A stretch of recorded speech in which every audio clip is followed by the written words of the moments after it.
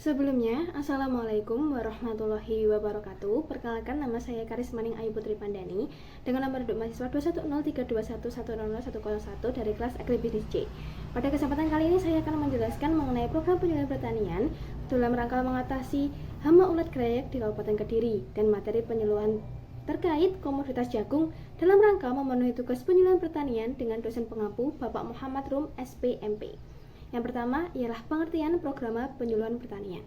Program penyuluhan pertanian merupakan rencana kegiatan penyuluhan pertanian yang memadukan aspirasi nelayan dan petani dan serta masyarakat pertanian dengan potensi wilayah dan program pembangunan pertanian yang menggambarkan keadaan sekarang, tujuan yang ingin dicapai, masalah dan alternatif pemecahan.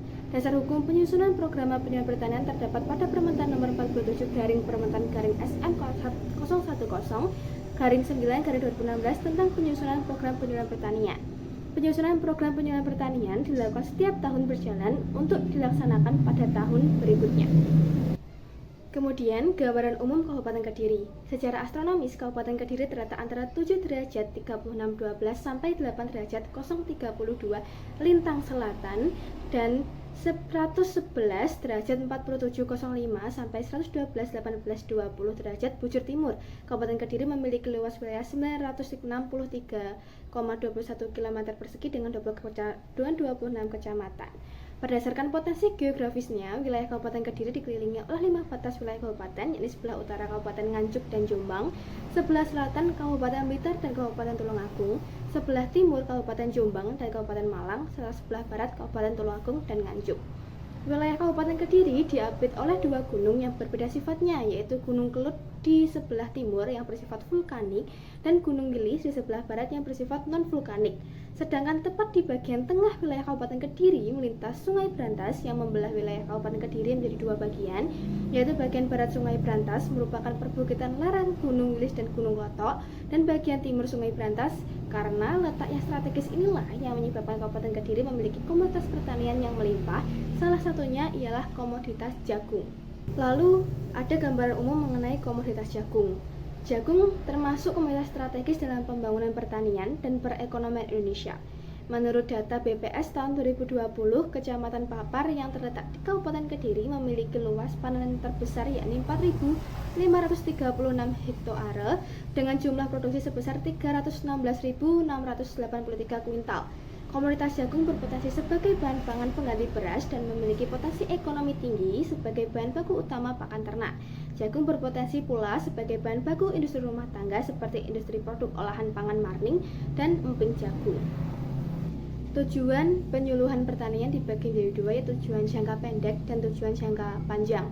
Tujuan jangka pendeknya ialah dalam rangka menumbuhkan suatu perubahan yang lebih terarah dalam pengendalian komoditas unggulan daerah setempat dalam segi sikap, pengetahuan, kecakapan, serta keterampilan. Lalu tujuan jangka panjangnya ialah dalam rangka meningkatkan taraf hidup dan kesejahteraan petani komoditas unggulan daerah setempat. Lalu ada pula tujuan penyusunan program, yakni yang pertama untuk meningkatkan pengetahuan serta wawasan petani dalam memecahkan suatu permasalahan, kemudian sebagai pedoman dan juga acuan untuk para penyuluh pertanian di Kabupaten Kediri pada tahun ini, dan yang ketiga sebagai bahan suatu perencanaan aktivitas penyuluhan pertanian. Kemudian permasalahan. Pada bab permasalahan saya akan jelaskan terlebih dahulu mengenai gambaran umum hama ulat krayak. Hama ulat krayak atau Spodoptera frugiperda J.E. Smith atau fall armyworm merupakan serangga ngengat asli daerah tropis yang sebelumnya hanya ditemukan pada pertanaman jagung di Amerika Serikat, Argentina, dan Afrika. Penyebaran ulat krayak di Indonesia pertama kali pada tahun 2019. Hama jagung ini ditemukan pertama kali menyerang pertanaman padi di Indonesia, yaitu di Kabupaten Pasaman Barat, Sumatera Barat, dan Lampung. Ciri-ciri tanaman jagung yang diserang oleh hama ulat krayak antara lain yang pertama yakni adanya bekas gesekan dari larva atau ulat pada permukaan atas daun atau sekitar pucuk tanaman jagung. Kemudian ditemukan serbu kasar seperti serbu gergaji. Ulat krayak ini merusak bagian pucuk daun dan tanaman jagung dipastikan akan mati. Kemudian ketika populasi ulat krayak ini sangat tinggi, maka bagian tongkol jagung juga akan diserang oleh hama tanaman ini. Serangan ulat krayak di Kabupaten Kediri semakin merajalela. Setelah beberapa waktu lalu menyerang tanaman jagung di Kecamatan Ngasem, saat ini ulat krayak juga terpantau sudah mulai menyerang tanaman jagung di Kecamatan Papar dan Purwoasri, Kabupaten Kediri. Lebih dari 10 hektar tanaman jagung milik warga Desa Paron, Kecamatan Ngasem, Kabupaten Kediri gagal panen. Penyebabnya karena diserang oleh hama tanaman ulat krayak. Hama ulat membuat daun tanaman jagung berlubang sehingga pertumbuhan tanaman jagung menjadi terganggu. Apabila serangan ini dibiarkan, bisa menyebabkan terjadinya gagal panen. Hama S. frugiperda atau dikenal dengan nama ulat krayak Frugiperda UGF memiliki potensi besar merusak tanaman padi serta menurunkan hasil panen, baik kualitas maupun kuantitasnya. Daya jelajah atau terbang serta tingkat kepiridian atau kelahiran yang cukup tinggi menyebabkan hama ini sangat cepat menyebar dan berkembang dalam waktu yang singkat. Selain itu, kondisi iklim yang cocok juga berperan penting pada kecepatan perkembangan UGF di Indonesia. Ulat krayak atau S. frugiperda mulai menyerang tanaman jagung dari rentan usia paling muda 15 hari. Bila tidak segera diatasi, serangan hama ini bisa berlanjut pada umur 30-55 hari. Hama yang berasal dari benua Amerika ini cepat menyebar dan menyebabkan petani terancam gagal panen. Baik, berikutnya ada beberapa solusi yang dapat ditawarkan untuk mengatasi permasalahan di atas. Yang pertama adalah dengan gapoktan. Penyuluh pertanian bekerja sama dengan petani untuk membentuk gapoktan.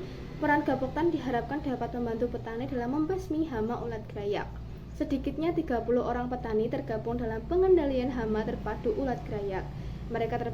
Mereka tergabung dalam kelompok tani padi unggul. Sementara itu, dari hamparan lahan pertanian seluas 25 ha yang ada di daerah ini, proses pengendalian sudah berjalan 10 ha, sementara sisanya 15 ha akan segera direalisasikan pada hari berikutnya.